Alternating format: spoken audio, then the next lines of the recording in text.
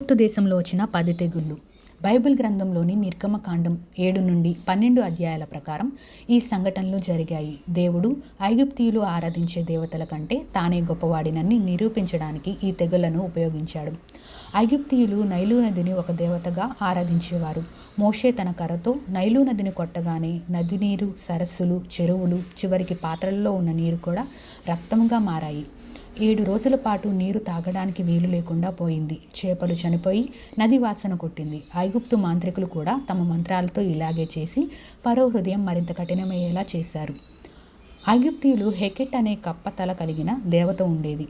దేవుడు అదే కప్పలను వారికి శాపంగా మార్చాడు. నైలు నది నుండి కోట్లాది కప్పలు బయటకు వచ్చి ఫరో అంతఃపురంలోనికి, ప్రజల పడుక గదుల్లోనికి, వంటశాలల్లోనికి చొరబడ్డాయి. ఫరో భయపడి ప్రార్థన చేయి, వీటిని తొలగించు అని మోషేను కోరాడు. కానీ కప్పలు చనిపోయిన తర్వాత మళ్ళీ మాట తప్పాడు. మోషే నేల దుమ్మును కొట్టగా అది పేలుగా మారి మనుష్యులను, జంతువులను పీడించింది. ఇక్కడ ఒక ముఖ్యమైన విషయం ఏమిటంటే ఐగుప్తు మాంత్రికులు తమ మంత్రాలతో దీనిని సృష్టించలేకపోయారు. వారు ఫరోతో ఇది దేవుని వ్రేలు అని ఒప్పుకున్నారు. 3వ తెగులు వరకు ఇశ్రాయేలీలు కూడా కొంత ఇబ్బంది పడి ఉండవచ్చు. కానీ 4వ తెగులు నుండి దేవుడు తన ప్రజలను ప్రత్యేకపరిచాడు. భయంకరమైన ఈగల గుంపులు ఐగుప్తీయుల ఇళ్లను నాశనం చేశాయి. అయితే ఇశ్రాయేలీలు ఉన్న గోషెను ప్రాంతంలో ఒక్క ఈగ కూడా లేదు. ఇది చూసిన ఫరో మనసు మారలేదు. ఐగుప్తీయులు ఎద్దులను, ఆవులను పవిత్రంగా భావించేవారు. దేవుడు వారి జీవనోపాధిపై దెబ్బ కొట్టాడు. పొలాల్లో ఉన్న ఐగుప్తీయుల గుర్రాలు, గాడిదలు, ఒంటెలు, గొర్రెలు అన్నీ ఒకేసారి వచ్చిన వ్యాధితో చనిపోయాయి. కానీ ఇశ్రాయేలీయుల పశువులలో ఒక్కటి కూడా చావలేదు.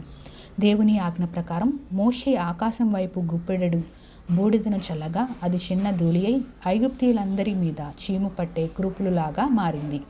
ఈ తెగులు వల్ల మాంత్రికులు కనీసం మోషే ముందు నిలబడలేకపోయారు. వారి శరీరం అంతా వ్యాధితో నిండిపోయింది.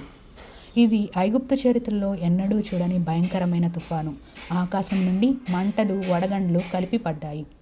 మోషే ముందుగానే హెచ్చరించినప్పుడు కొంతమంది ఐగుప్తీయులు భయపడి తమ పశువులను ఇళ్లలోనికి తెచ్చుకున్నారు.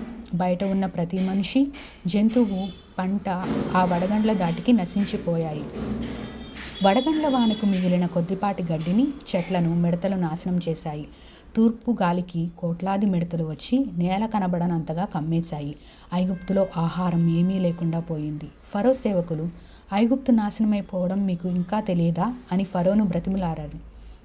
ఐగుప్తీయులు ప్రధాన దైవం రా అంటే సూర్యదేవుడు. దేవుడు 3 రోజుల పాటు సూర్యుడిని కనిపించకుండా చేసి చీకటిని పంపాడు. ఆ చీకటి ఎంత దట్టంగా ఉందంటే మనుషులు తడుముకుంటూ నడవాల్సి వచ్చింది. ఎవరూ తమ చోటు నుండి కదలలేకపోయారు. కానీ ఇశ్రాయేలీయుల నివాసాల్లో వెలుగు ఉంది. తొలిచూలు మరణం. ఇది అన్నిటికంటే కఠినమైన తెగులు.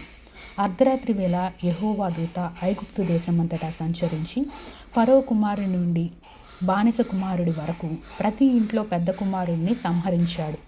ఇశ్రాయేలీయులు ఒక గొర్రెపిల్లను వధించి దాని రక్తాన్ని తమ ఇంటి ద్వారబంధాలకు పూశారు. ఆ రక్తాన్ని చూసి మరణదూత ఆ ఇళ్లను దాటిపోయాడు. దీన్నే పస్కా పండుగగా జరుపుకుంటారు. ఆ రాత్రి ఐగుప్తులో ప్రతి ఇంట్లో రోదన వినిపించింది. ఫరో ఇంకా తట్టుకోలేక ఇశ్రాయేలీయులను తమ ఆస్తిపాస్తులతో సహా వెంటనే వెళ్ళిపోమ్మని ఆజ్ఞాపించాడు. అలా 430 ఏళ్ల బానిసత్వం నుండి వారు విముక్తి పొందారు.